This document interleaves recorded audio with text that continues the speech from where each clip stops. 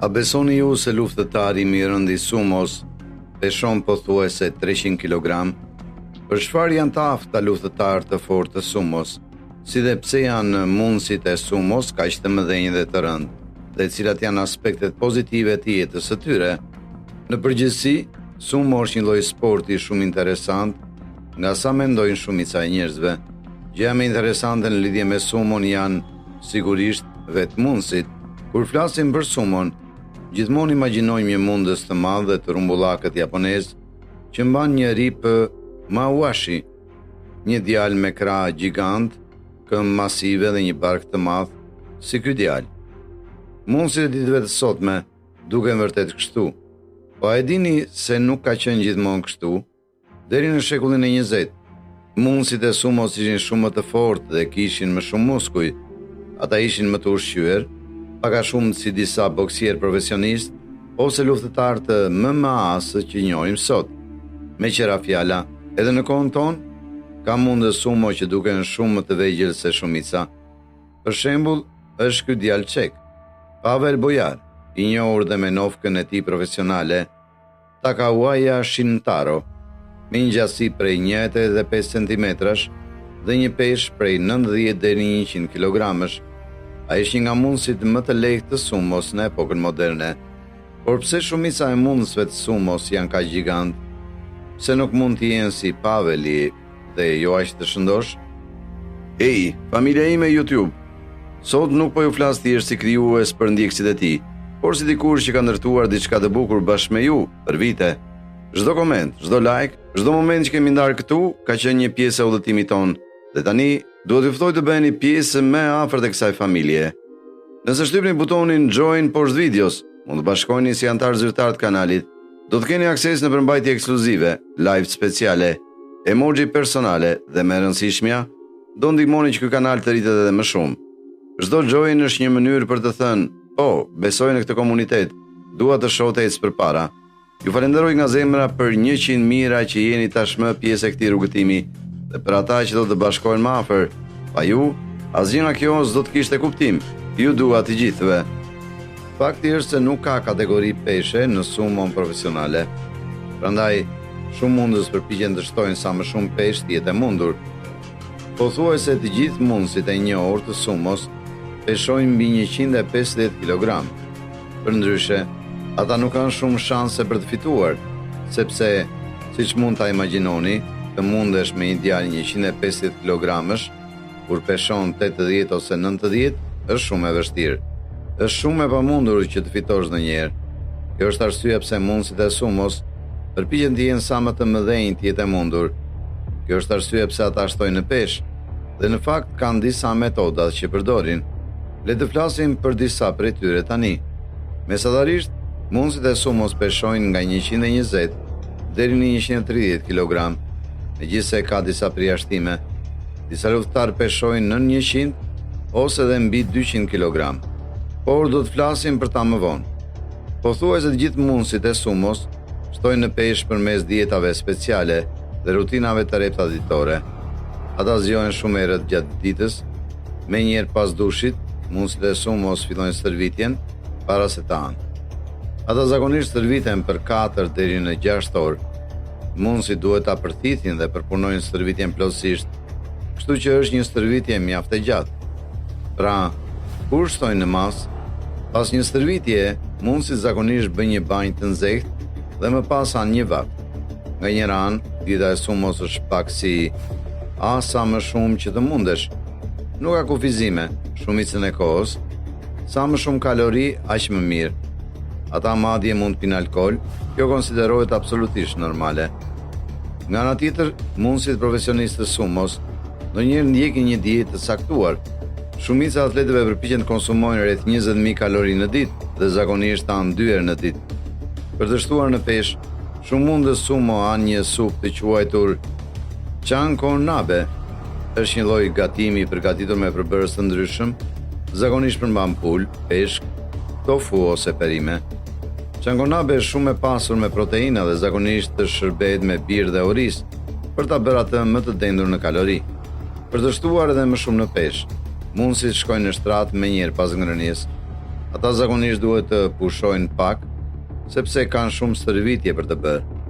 Shumë prej tyre flen duke përdorur maska oksigjeni, të cilat i ndihmojnë të marrin frym pas një vakti të rëndë.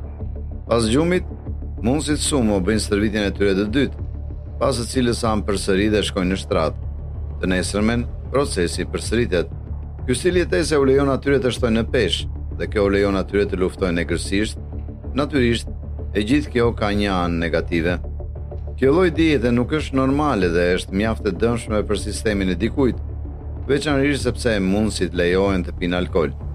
Jetëgjatësia e tyre nuk është shumë e lartë, rreth 10 vjet më e shkurtër se ajo një personi mesatar japonez, por shumë prej tyre janë të gatshëm ta bëjnë këtë sakrificë.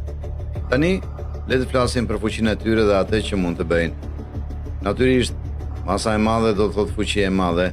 Mundësit e sumos nuk kanë problem me këtë. Këta masiv janë të forë si para zgjedhje, por forca e tyre nuk vjen vetëm nga pesha e tyre.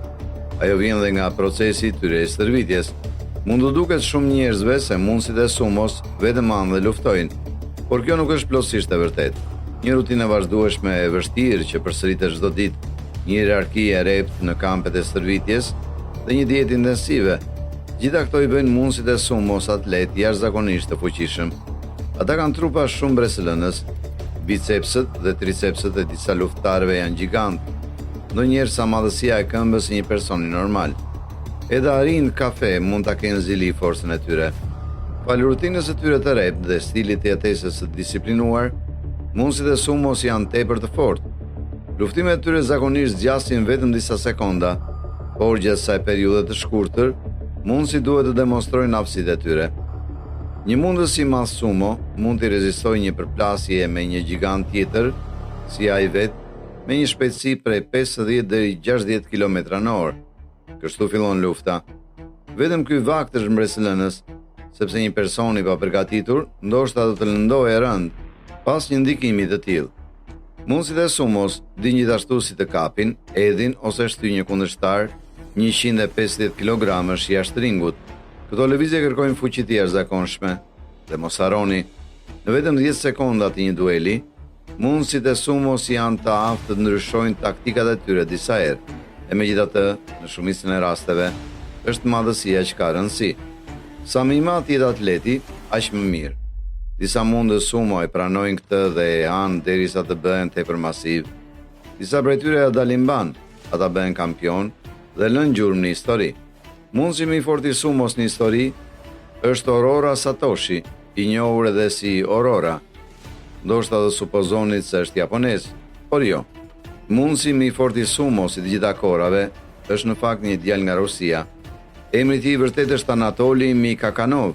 Në kulmin e tij, në vitin 2018, Aurora peshonte pothuajse 293 kg. Vetëm imagjinoni sa i madh është. Anatoli mbajti titullin e peshës së rëndë më të madhe aktive të sumos për disa vite. Në vitin 2017, ai u bë luftari më i fortë i sumos në botë dhe në vitin 2018, kur pesha e tij ishte në kulmin e saj, ai e konfirmoi atë titull. Edhe pse tani është në pension, ai ende vlerësohet mundësi më i rënd i sumos i të gjitha kohërave. Sa e përket mundësit më të fortë japonez, ky titull i përket ende Yamamoto Ryuta, i cili peshonte 277 kg. Ai ishte mundësi më i rënd japonez i sumos, dhe ndoshta personi më i rënd japonez në historinë e regjistruar. Ashtu si Anatoli, Yamamoto është në pension, por ndërsa Aurora u tërhoq vullnetarisht, Ryuta detyruat të largohej nga shoqata japoneze e sumos, pasi u kap në një skandal me manipulime ndeshjesh. Midis tyre dy gjigantëve, vendi i dytë i përket Saliva Konishiki Pauli, një amerikan nga Hawaii. Ai renditi dytin në listën e mundësit të më të rëndë të sumos në botë. Në kulmin e tij, ai peshonte 285 kg. Stili i Konishiki nuk është pikërisht i sofistikuar, por teknika e tij është e besueshme dhe jashtëzakonisht efektive. Ata nuk e quajnë këtë djalë bomba e mishit pa arsye. Ana negative e sumos, madhësia e madhe dhe forca e fortë janë të gjitha shumë të mira, sigurisht, por ka edhe anë negative në jetën e një mundësi sumo. Ne kemi folur tashmë për jetëgjatësinë e tyre më të ulët, rreth 10 vjet më të shkurtër se mesatarja. Por një gjë tjetër e pakëndshme është se mundësit e sumos nuk lejohen të ngasin makina. jo vetëm për shkak të statusit të tyre profesional, por edhe sepse barku i tyre i madh e bën të vështirë drejtimin e timonit siç duhet. Mundësitë e sumos janë gjithashtu të kufizuar në shumë mënyra të tjera. Në përgjithësi, sa më të suksesshëm të jenë, aq më shumë privilegje marrin. Llojet e rrobave dhe këpucëve që mund të veshin varen nga grada e tyre. Ekzistojnë gjithashtu kufizime në përdorimin e telefonave inteligjent dhe internetit. Punët e shtëpisë varen edhe nga grada. Mundësit e rinj zgjohen para të gjithëve, pastrojnë, gatuajnë dhe u shërbejnë më të mëdhenjve të tyre. Ata thonë se kjo hierarki ndërton disiplinë dhe nxitje, por nuk duhet të jetë gjithmonë kaq keq, apo jo?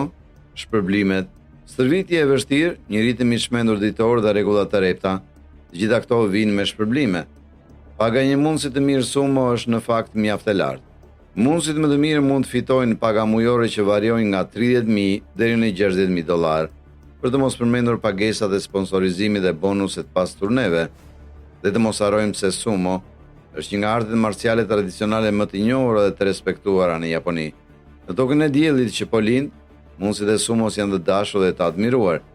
Disa madje e bëjnë takimin dhe bashkëveprimin me tifozët pjesë të rutinës së tyre të përditshme. Edhe pse vuajnë në shumë mënyra, disiplinë të rrept, liri të kufizuar dhe presion të madh, e gjithë kjo kompensohet nga fama, respekti dhe shpërblimet financiare që marrin. Faleminderit që na ndiqni. Na tregoni, a do doni të ishni një luftar sumo? Nëse u pëlqeu përmbajtja, mos harroni të abonoheni për më shumë. Do të shihemi një herë tjetër.